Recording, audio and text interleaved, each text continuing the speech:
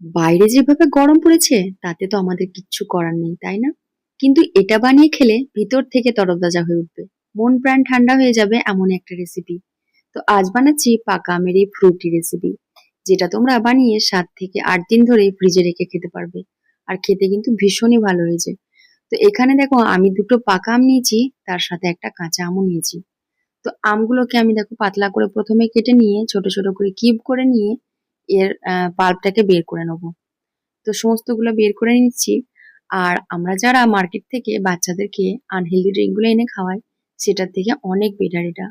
বাড়িতে একবার বানিয়ে দেখো, ওরা বুঝতেই পারবে না যে এটা তোমরা বাড়িতে ওকে বানিয়ে দিচ্ছ। তো দেখো আমের পাল্পগুলো বের করে নিচ্ছি। আর এটা বানানো এত ইজি যে যে কেউ কিন্তু 5 মিনিটে বানিয়ে নিতে পারবে, একদমই সহজ।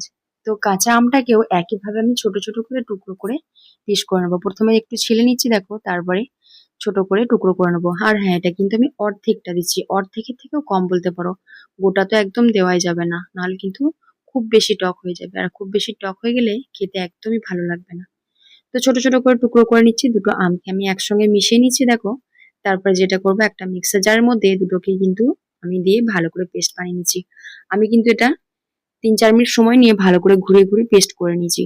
আর তোমাদের যদি মনে হয় পেস্টটা ভালো হয়নি, সেই ক্ষেত্রে কিন্তু যদি দেখো দানা আছে, তো সেই ক্ষেত্রে একটা ছাকনার সাহায্যে ছেঁকে নিতে পারবে। তারপরে দেখো সমস্ত পাল্পটাকে ভালো করে বের করে নিয়ে এটাকে একটা কড়াইয়ের মধ্যে দিয়ে দিলাম। তারপরে গ্যাসটাকে জ্বালিয়ে মিডিয়াম ফ্লেমে এটাকে আমি বেশ কিছুক্ষণ রান্না করে নিচ্ছি। তারপরে দেখো একটু যখন ফুটতে আরম্ভ করবে, আমি এখানে 1 কাপের মতো চিনি দিয়ে দেবো। চিনিটা কিন্তু তোমরা তোমাদের টেস্ট অনুযায়ী কম বেশি করে নেবে। আমি এখানে 1 কাপ দিলাম, তোমাদের যদি মনে হয় মিষ্টিটা একটু বেশি পছন্দ করো, তাহলে কিন্তু 1.5 কাপ কি 2 কাপও দিতে পারো, অসুবিধা নেই। তারপরে দিয়ে দিলাম 2 ফোঁটার মতো ইয়েলো ফুড কালার।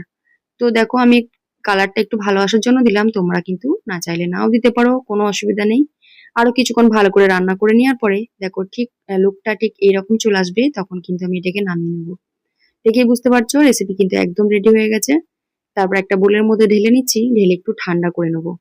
আর এদিকে আমি যেই ফ্রিজ থেকে বরফটাকে বের করে রেখেছিলাম, সেটাকেও বের করে নিচ্ছি। তো এরপর আমি যেটা করব, 1 গ্লাসের মতো ফ্রিজের জল এটার মধ্যে মিক্স করে দেবো।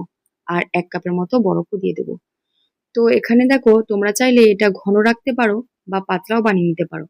তবে খুব পাতলা করে দিও না, তাহলে কিন্তু খেতে ভালো লাগবে না।